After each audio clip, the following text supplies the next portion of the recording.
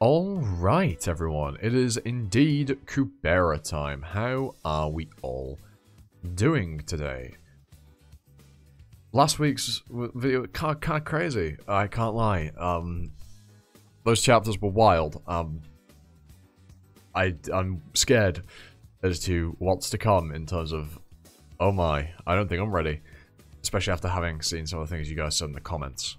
I'm very much looking forward to reading more Kubera as time goes on. But anyway, probably like, 4 or 5 episodes, depending on how, I feel. But yeah, let's just get into it. Now, who the fuck is talking here? I don't know. I don't know, so I'm just gonna say it without any implication of it being a specific character. My mother had a close half-blood friend. Years before the Great Upheaval, her husband became a priest on planet Wolverave and ended up leaving Cart. So, she went back and forth between Wolverave, where her husband was, and Cart, where her friend lived. Then, when the Great Upheaval occurred, being a half-blood, she ended up getting killed while trying to use emotional resonance. Oh, is it Asha? Interesting.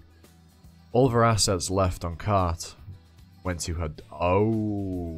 Well, I imagine this is Asha talking, but yeah, okay. Went to her daughter, Mirha. But Mirha was still young, so my mother looked after her assets for her and raised her, and I as sisters. What do you want to play today? Hide and seek. Then no one will be able to find Asha.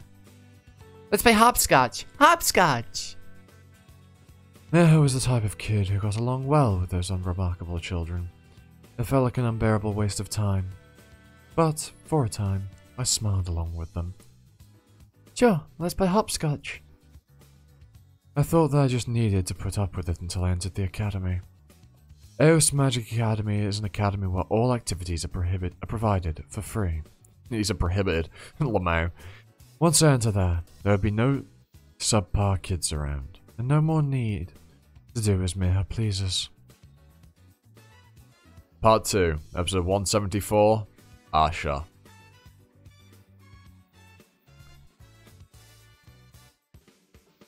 The waterway structure problem is supposed to prevent anyone from getting a perfect score. Oh, this is probably Mirha. The waterway structure problem is supposed to prevent anyone from getting a perfect score, but you got that one right. You've got remarkable intelligence at this level. You could make a name for yourself as a truly great scholar. Oh no, it's a teacher. Interesting. What? Go to a regular academy. No matter how high your IQ is, the Magic Academy cannot accept you if your Divine Affinity is only 136. But the person who passed before me had a Divine Affinity of 120. The month, date, and hour of her birth were all light attributes. The weighted value of her abilities increased dramatically when she uses light magic, so it doesn't matter if her Divine Affinity is 120. But Asha, the attributes for your birth month, date, and hour are all different. In cases like this, your Divine Affinity needs to be over 300 in order to enter the academy. Don't be too discouraged. You have lots of other talents. Even if you're not a magician, there are lots of jobs in the world that you could have. Of course, there are lots of jobs that I could have. Working under magicians, the most elite class.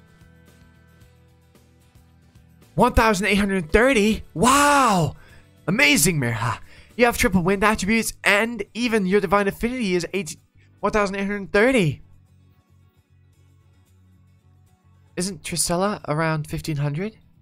Wind Priest of Planet Cart. Then that means that you're even better than the priest, Mirha! Not really, guys. I still have a lot to learn. Ah, it's Asha! Asha, what was the result? I failed. My Divine Affinity is 136. Ah. If you're trying to think of something to say, don't bother. It'll only make me angry if you try to comfort me. This is a boarding school, right? Our career paths are going to diverge completely from here, so we'll hardly get to see each other now. I hope you study hard and become a great magician. The superior Sura disappeared during the Great Upheaval, but the power of magic didn't vanish. The world still gave special treatment to stronger people rather than smart ones, and I would naturally be left behind in competition with them. Not even because I had done anything wrong, simply because I was born with terrible divine affinity. Why do I have to be here getting educated with these kids who are below me? If this is how it's going to be, it would be better not to have any divine affinity at all. Rather than being given such a pathetically low amount, it would be better to not have any of this ability at all. Since superior Sura are gone anyway, even without magic, as long as you're willing to put up with a bit of inconvenience, humans can survive somehow. But why would God leave magic in the world and disappoint me? Why? Seriously? What for? Top score from the October academic evaluation. Asha Rahir, a perfect score of 800. Asha got perfect again? It's always Asha who gets the full scholarship. At her level, she would even be the top student at the EOS Magic Academy. I've heard there are a lot of cases of people having high divine affinity if they're smart, so why is Asha here? Apparently there are a surprisingly large number of exceptions. Too bad she's so smart, but divine affinity is low. What do you mean, too bad? Like, she's way better than us. True. She memorizes stuff at a glance that we spend all day memorizing. She probably never even had to study for exams. I wonder if she's even knows what trying means. She's so smart that she doesn't even understand kids like us at all. She treated me like a complete idiot before when I asked her about a problem. Me too! She asked me if I even used my brain and totally humiliated me! Something that I realized for the first time at school is that a mediator like me around, I'm simply incapable of getting along with those kids who are beneath me.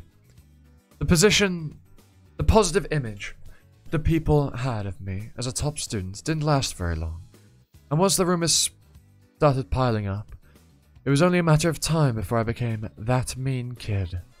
Of course, they weren't entirely wrong. It's true that my learning speed was far superior to theirs.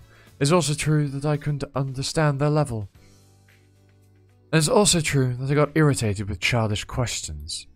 But my effort to learn doesn't end simply with the shallow knowledge found in textbooks. While they spent their time playing or chatting, I looked through every corner of the library in order to learn everything that I possibly could. How could they understand how hard I work, even if I explained to them? They would probably just say that they would shut themselves away in the library like me, if they were smart too, let alone understanding me.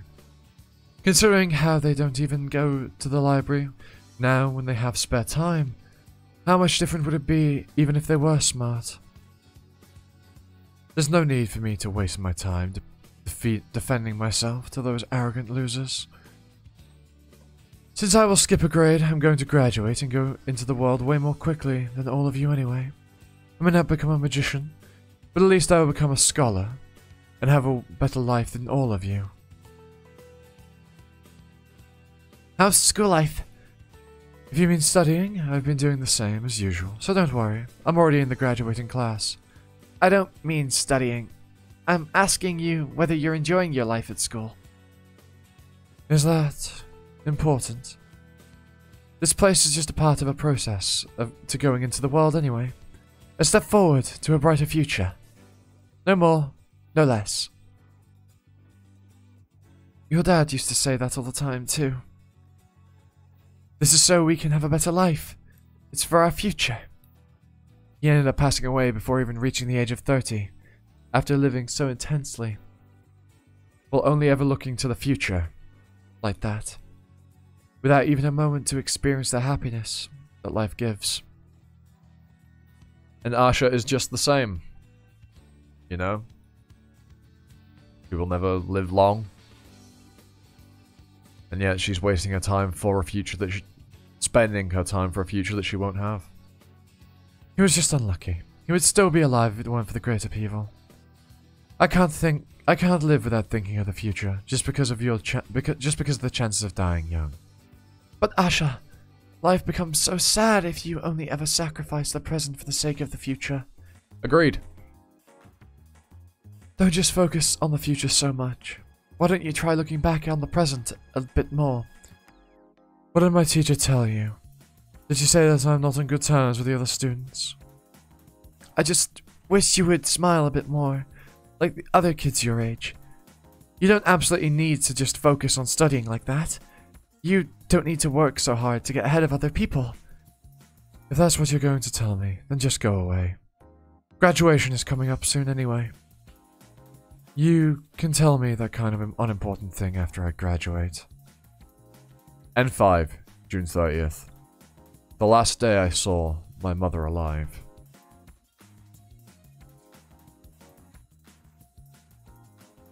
Well, fuck. This is gonna be interesting. Learning about Asha's past. I'll tell you that. I'm gonna wait for the next episode to load, and then I'm going to momentarily take a leave because I need to do something. But I will be back. It will not be long that I'll be gone for. Of course, Webtoon does that. There we are. Right. So that should do it just fine. I'll be back in just a moment. In fact, instantaneously for the likes of you watching this video. But for me, it'll be like a couple of minutes. Back in a sec. And I am back. I hope you didn't wait too long. I say that knowing literally what I said before, and you know, the fact that there's gonna be a complete cut. But whatever. Let's carry on, shall we? Yeah, that'll be quite a bit of time. But yeah. Anyway, let's go. Oh, Jesus. Most of the other planets suffered the most damage during the year of the Great Upheaval, but the disaster on planet Card didn't end the Great Upheaval. It started with the Card waterways. Water started pouring out of all of the entrances to the waterways across the planet. With the water pouring out non-stop at tremendous speed, the map of the planet changed. Over 20 million people were caught in the floods and either died or went missing. Over 400,000 people were incinerated by the red sky. Red sky, huh? While trying to reach higher ground to avoid the water. As soon as the water stopped flowing from the waterways and things calmed down, weather anomalies began taking place. There were heavy snowfalls in areas which had never got snow all year round. Leaves fell from trees which should have been covered in flowers, and farmlands were washed away by unpredictable storms. But since the gods had disappeared from the world cart, the civilization on it was less developed than other planets. It had no way of transmitting this news quickly. Even Hotivayu, the only means of transmission, was blocked by the sea that had become several times more vast. And most of the residents on the planet, myself included, were completely unaware of the severity of the situation.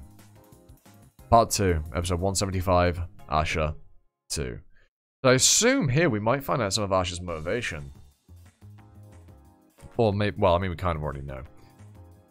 But, you know, a bit more on it. And also, what happened on Kart. What that led to its destruction. Do you know where she is? I heard that she moved. Pardon? Yes, thank you. Oh, I assume that was Asha speaking then, not a random. Isn't that Asha? Must have come when she heard the news. Maybe I'm friendly, a bit unfriendly, but I always took good care of her mom. She hasn't been home since she entered school. True. Lilith wouldn't have left home like that if she had visited a bit more often. Poor Lilith. Ain't the wrong guy. Mom! Mom!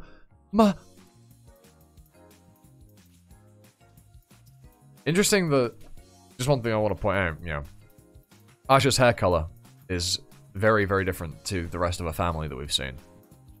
And by rest of her family, I mean her mother. You know, her hair's a pale blue, almost like a greyish pale blue, whereas her mother had like a darker shade of color, almost like green, as we can see here.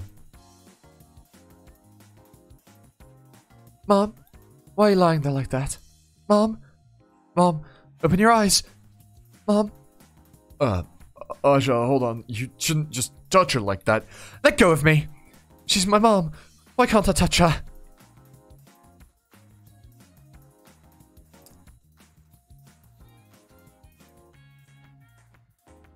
Sorry. We did that on purpose because we were afraid that you would be too shocked. This wouldn't have happened if you had visited home more. She was going to meet you when... Shh! Don't talk about that. Hey, Asha, recently the sky got red behind the mountains, and there was a big explosion. I think your mom got caught in the explosion while passing by at the time. Unfortunately, not even a trace was left of the other parts. Get out. Are you deaf? I said get out!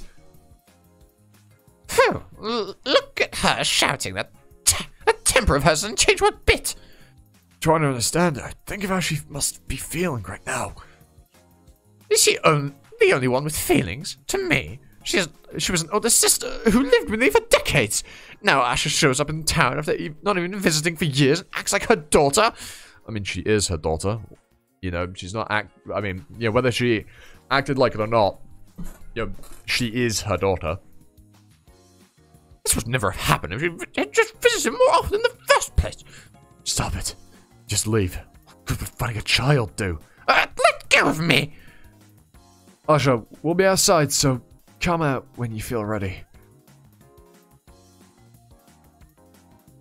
During the Great Upheaval, I saw a lot of people crying because they lost their parents and siblings. But at the time, I didn't even cry when I lost my dad.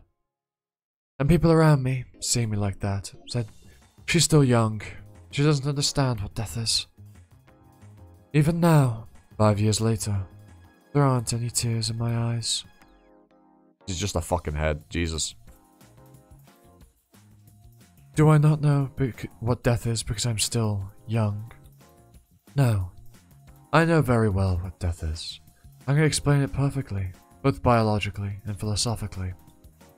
I mean, that's one thing. Being able to explain something, you know, knowing something verbatim, what it is, in terms of, like, the theory behind it, both from a physical and metaphysical sense, that doesn't necessarily mean that you can understand the concept or come to terms with it, you know? And being incredibly rational about something like emotion, how you respond to death, is, well, unusual. But, well, unusual might not be the right word of saying it, but will definitely impact your inherent response to said death, or said emotional response, you know? And I think that's what's going on with Asha here. She's a bit too rational, I think, to comprehend how she should feel, if you kind of get what I'm saying. The reason I don't cry even now is that I know that crying is a waste of time. Yep, see? I know very well that crying solves nothing.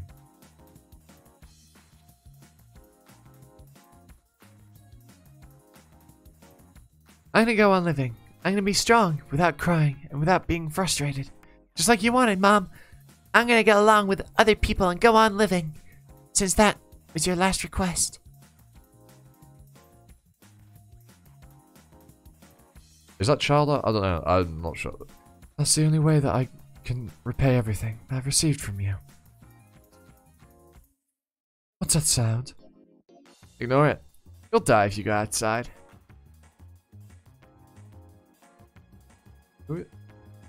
Now hold on a fucking minute. Although, it wouldn't be terrible to end your life just like your mom. Aren't your talents too great for that? Very few people in history are born as humans with such abilities. What does he mean? Is there something wrong with this kid? How long has he been there? Who are you? What are you doing in my house? Would you like to know? Then come closer. This way. Is that Vishnu? That's fucking Vishnu, isn't it? Alright, I'm here. Answer me. You're still too far. Come one step closer. I'm not in the mood to mess around right now. What difference would one step make? I see. I told you to come one step closer. You'll be fine in a quarter of a day. I could just heal you right away, but this is your punishment for being stubborn and not listening to me. I think it's gone now. If you're wondering about the situation outside, you can go out now. Who are you? And he's gone. I was going to try to get along with them, at least for Mom's sake. The townspeople were all dead before I could even try talking to them properly. Because of that red sky that they said hurt my mom. Seems like Asha might have a bone to pick with Maruna. Assuming Maruna's the only one that can do this. Oof. A little bit chilly where I am. A little bit cold. And my room isn't exactly fantastic at keeping heat. Which is surprising, given the circumstance of the room. But whatever. It's just a little bit chilly, you know. It's unusual for me to wear a hoodie indoors, but here I am. Anyway, let's carry on. How are you all finding the winter, by the way? Yeah? I personally quite like winter. I'm more of an autumn enjoyer, but I do like the cold. Sometimes, you know, because if it's too cold, you can always, put on more layers. I prefer the cold to the warm. Excessive cold to excessive heat. If it's too hot, well, you can't take off your skin, you know what I mean? But if it's too cold, you can always add extra layers. Although I don't tend to do that. I'll just go out of the cold in a t-shirt and hoodie. Yeah. One of these days, I won't be as resistant to the cold as I am now. The reason I'd originally wanted to be a magician was because they're elite. They're the elite class on this planet. Even after failing to enter the Magic Academy because of my divine affinity, I may have been upset about not being able to rise to the position of a magician, but I was never once jealous of their power itself. You just wanted the position. Interesting. Oh, what is the incorrect in the meaning? Which of these is the incorrect meanings of N? Interesting. Ah, shit, I should have noticed that. Let's explain what the year naming system.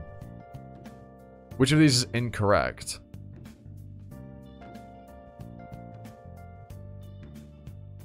I can't quite see, but I don't think it's D1000 is N0. I think that's true.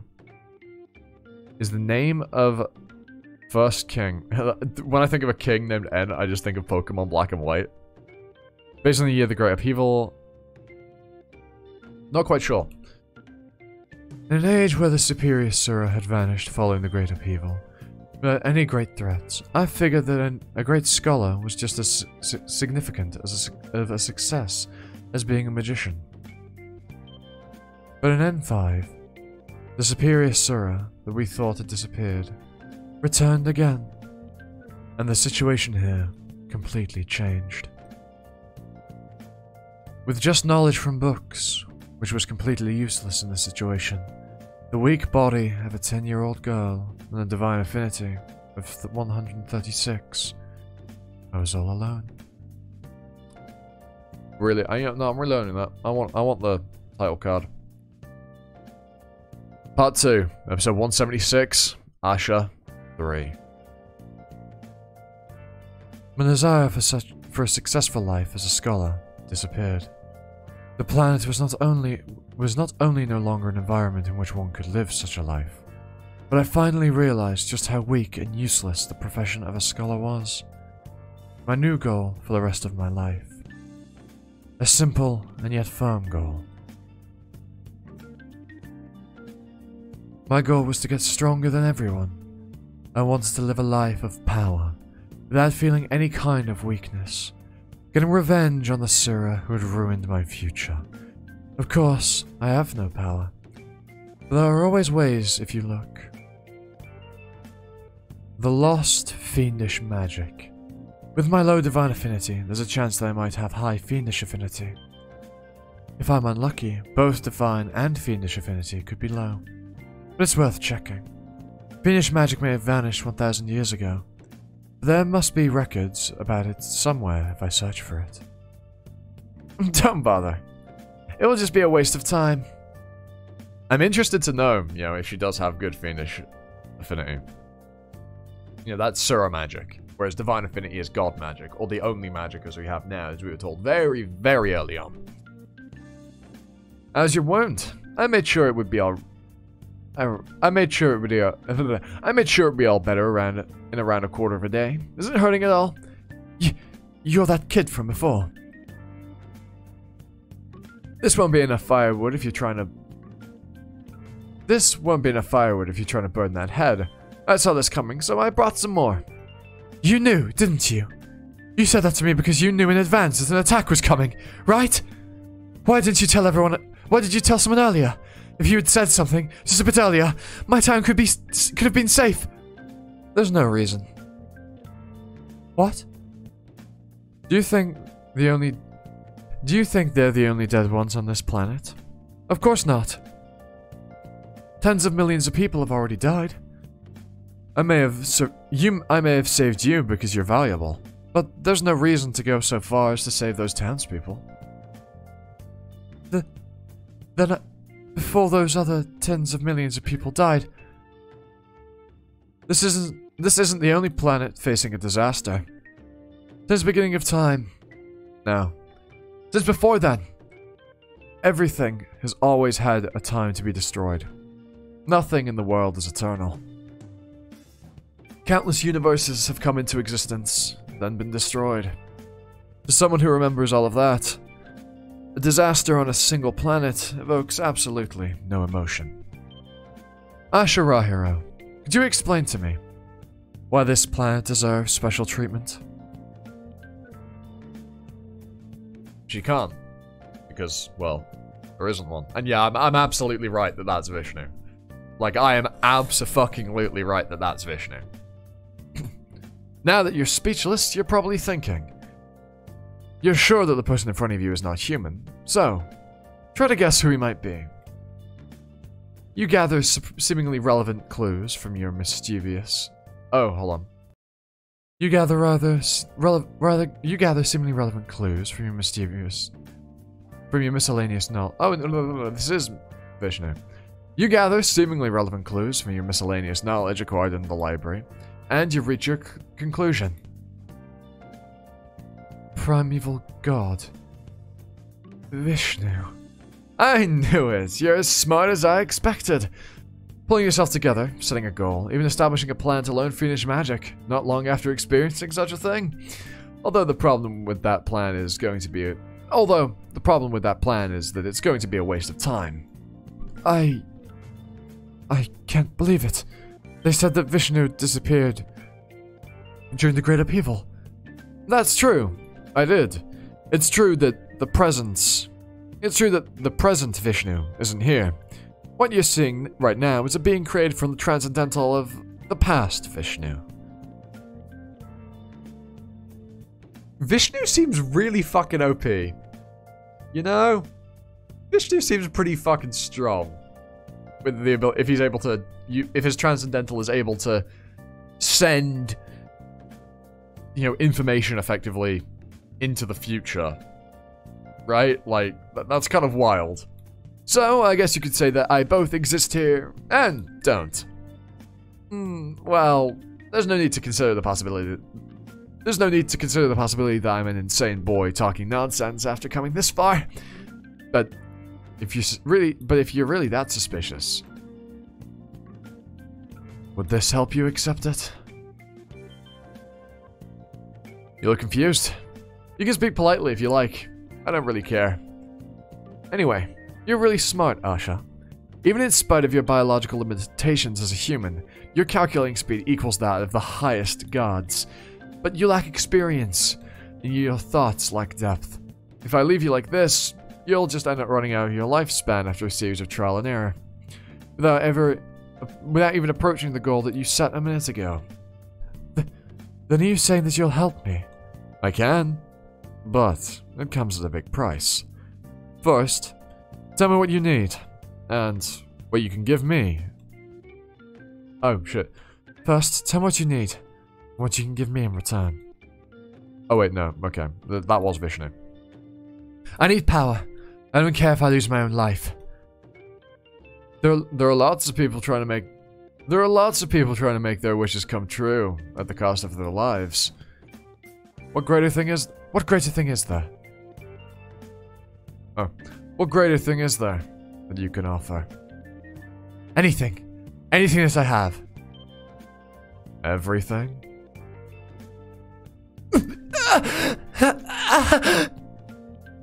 Around 500 years ago, there was a moment when just a single creature died. It was a moment when just a single creature died who understood the primeval god. Only those involved with the primeval god know about it, but I specifically let you experience it vividly. Alright, now, do you understand how deadly it is to put everything on the line? That's not something to be said lightly. Then what am I supposed to do? I don't have anything right now. There's nothing I can offer. You may not have anything now. There are things that you will have. I'm the god who deals with time, so I can accept things even if you don't have them right now. Things that people often have, but which you don't have right now. But if you give up something which you may get in the future, I'll give you the power that you want. Alright. I'm not sure what it is, but I'll give it up. You decided too quickly. Think it over a bit more. Many people consider this more precious than their own life. I thought you said that I don't have it right now anyway. It may be precious to other people, but it's meaningless to me. I don't care about not having something in the future that I don't have right now. If that's all I have to pay for power, then it's worth it. Very well. Now I'll give you an equal chance to... Then I will give you a chance equal to that which you have given up. The scenery suddenly changed? What's that? People? What are they doing? They're tied up together, since it would be hard for you to kill them if they were free. This is a kind of test, like a preparation stage for entering battle. If you kill all of them, I'll give you divine affinity of over 1000. It's not bad for a starting point. If you can do it, just say so. If you can't do it, just say so. I'm only giving you a chance, not forcing you. Everything is simply a single possibility. What you gain and what you lose depends on your decisions. I assume all of those there are Kubera. I would take it.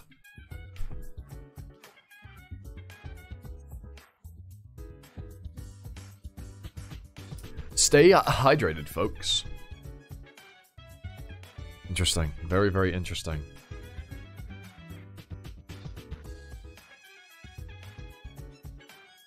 You know, it's really interesting, you know, hearing, you know, finding out how Asha and Vishnu came into contact. Because obviously Vishnu is the reason Asha is in the position she's in, right? That goes without saying. It's very interesting. I wonder what... I assume... But it's something she doesn't have now, but would have in the future. I don't think it's humanity. You know? I don't think it's humanity that she's giving up here. We'll find out. I'm sure it'll be said. I'm going to get revenge. I can do it. Even if I can't, I'll make it happen. It doesn't matter whether the means are just. In the end, I'll be the one who wins. Really? Again? Just not learn that. Webtoon, man. Part 2, episode 177. Asha 4. Hoti Marut. Oh? Did you use Hoti Marut to cut your hair? Why? I simply wanted to test whether my divine affinity had increased. Oh yeah? You started being more formal around me. Isn't it obvious to speak formally to a god? Now that I've confirmed that my divine affinity is increased, there's no need to doubt you anymore. I was short-sighted before. I see. But Asha, remember this one thing. Gods have an ability known as insight. Hiding your feelings doesn't really do anything. Anyway, this is as much power as you're going to get that easily. In order to obtain greater power than this, you'll have to find the people with the names with the god's name and kill them. People with the god's name? That's right. It looks like you're ready to begin now. So, I'll tell you what you need to do. I love that Vishnu, because obviously he has insight, he immediately knew that Asha did the thing of cutting her hair with holding her up. You know, for what she explained earlier on of, you know, if she fucks up, it proves she doesn't want to live. You know? So, first, up until here's the first half. Well, isn't it good? That you took the opportunity that I gave you?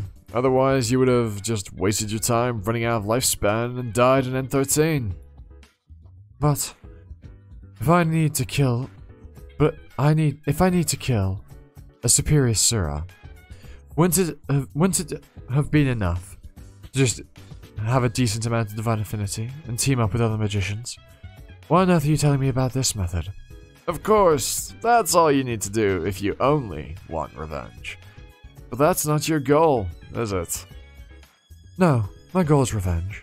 To get revenge on the superior Sura who killed my mom and destroyed the town. That's why I want to get stronger. Is that so?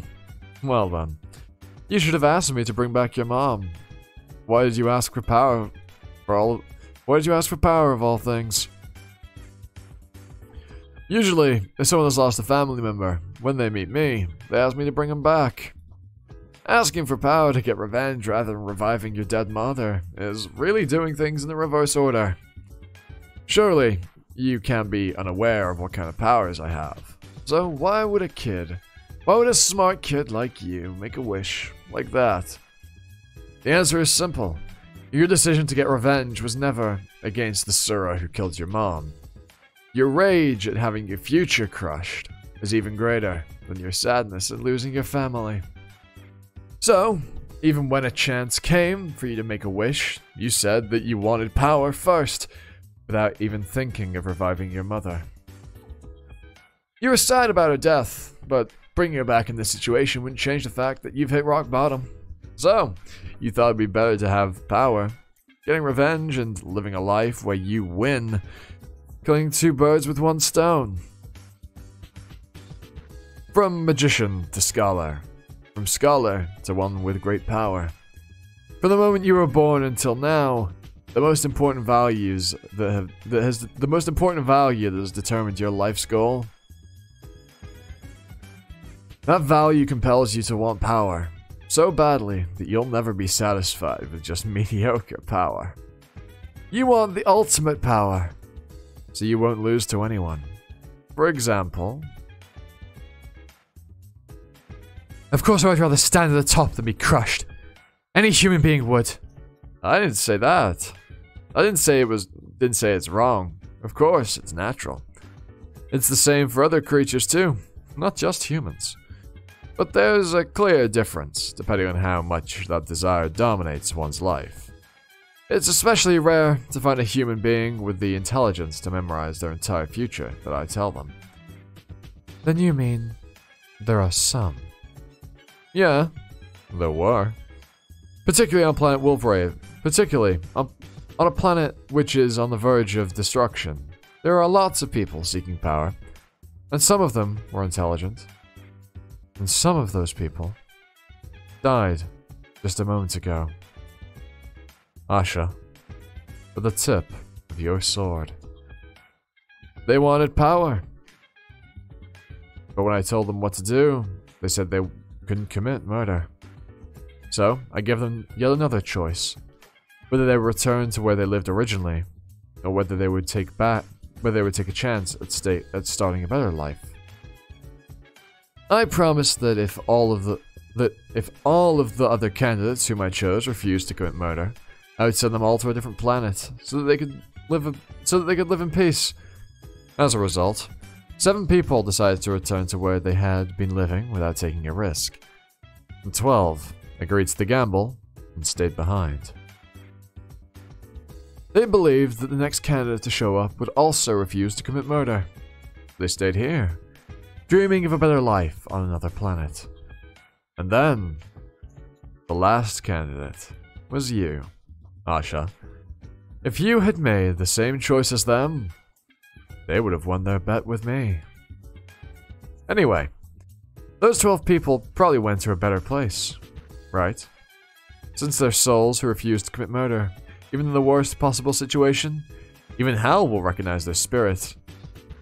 Oh, that was Asha saying that. Apologies. I'm not saying that you're a bad person. From this perspective of those who aren't human, human lives aren't very important anyway. Although, the guy who judges people in the underworld does see murder as a particularly severe crime. What is it? Do you regret it now that I'm telling you about hell? No, I have no regrets. I wouldn't have killed them if I were afraid of hell. Right. I hope you continue to not regret it in the future. Alright, now, I'll tell you in detail about your choices after End 15. And yet she still fucking fumbled it. She still fucking fumbled it. You know, she still fumbled the bag. She didn't kill Lorraine immediately after killing Saha.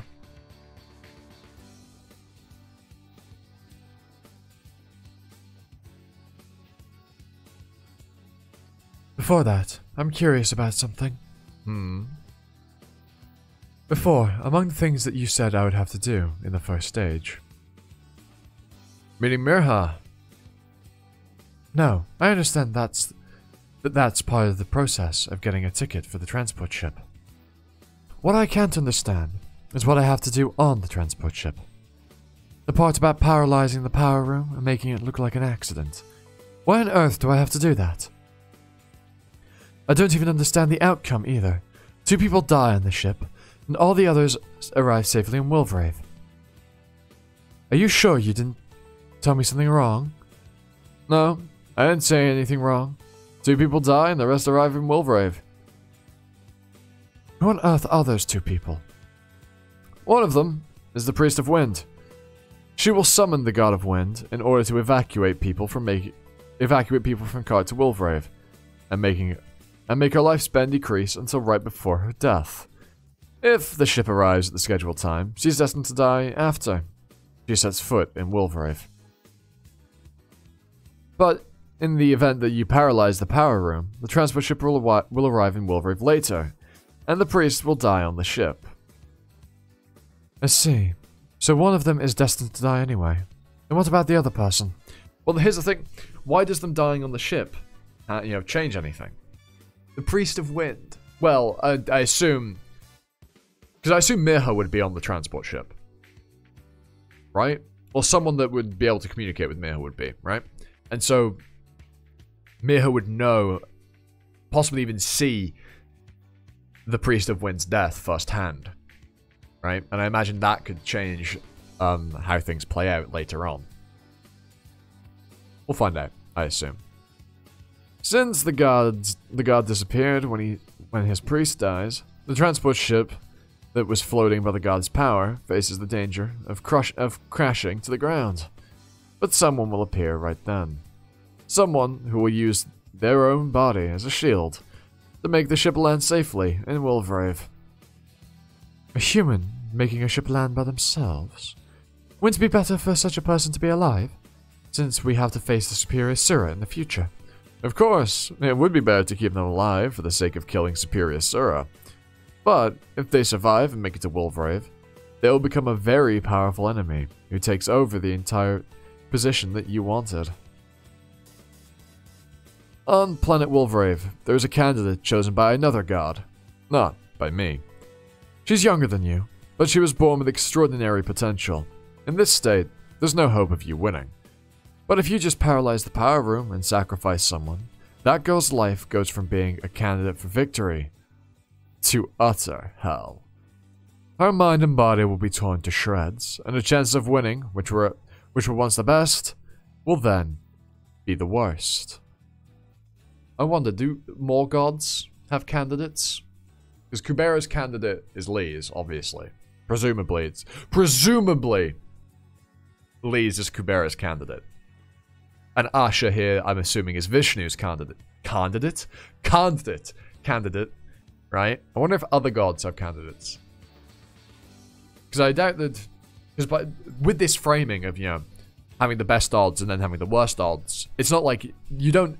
That's not how you'd frame it if the only people in this competition, if you will, for the purposes of the framing. You wouldn't make that a position of best and worst as your way of explaining it if there were only two people in the race. Her and Asha. Lee's and Asha. You'd say she was, you know, above you and now she's below you. Right? In terms of chances of winning. It implies that there's more people that can win. Whether they're candidates of gods is a different question, but it implies that there might be other people. Although I think due to Asha fucking up, Lee's odds might go up. You know dazzling destiny to always accompany the highest places of power right in front of you will come crashing down to a life of just chasing after you. You probably don't really understand right now, huh? But you'll realize soon who the person is. Who the person is who will die when you paralyze the power room. Whose life will change as a result of their death. So, think carefully and decide when the time comes. Everything is simply a single possibility. What you gain and what you lose depends on your decisions. I have no intention of blaming you, since I chose this path myself anyway. But I'm suddenly curious, Vishnu. With the other possibility that you saw in me at that time, the other path that I didn't choose, really have been unhappier than now.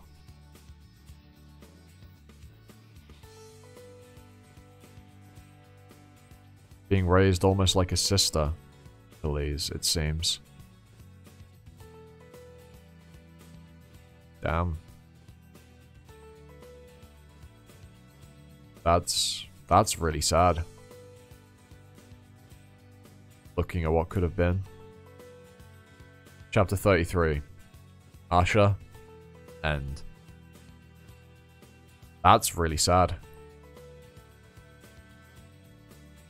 Wow.